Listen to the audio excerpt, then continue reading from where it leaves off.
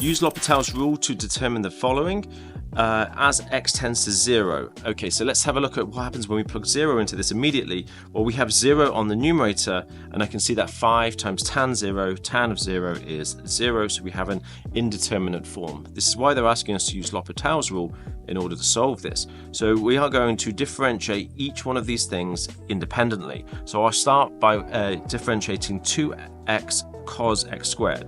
So we have 2x cos x squared, and to differentiate this we'll have to call this u and v. So it's actually a product rule question. So we've got v to u, so we have cos x squared times the derivative of u, which is 2, plus u, which is 2x, times the derivative of v, which is negative sine x squared, times by the derivative of the 2x here. So that's 2x. Now tidying that up, I would have 2 cos x squared. Now just be careful here. So we've got a 2, an x, and a negative here, right? So this is all going to become minus 4x squared sine x squared. Okay, so that is the numerator after I've differentiated it one time. Now remember, you may have to differentiate it twice or 3 times. We don't know yet, so let's have a look at the denominator. I'll do this in this sort of purple color here. So we've got now 5 tan. So the derivative of tan is sec squared. So we have divide.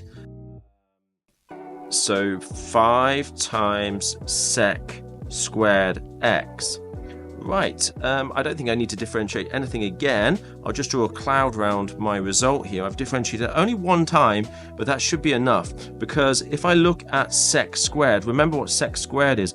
That is 1 over cos squared x. So this is actually, this denominator is actually 5 over cos squared x, right? Now if we go ahead and look at the limit that we are substituting in, that is 0. So if I do that now, so therefore this will become 5 over 1. So this whole denominator here is going to just become 5, right? So we have something over 5. Now let's go ahead and substitute 0 into the numerator. So I'll switch over to the laser pointer here.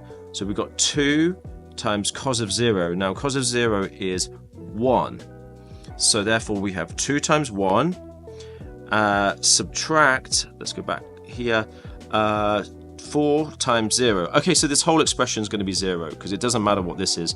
It's all 0 because of this x. So therefore it's just 0. There's our result, 2 over 5.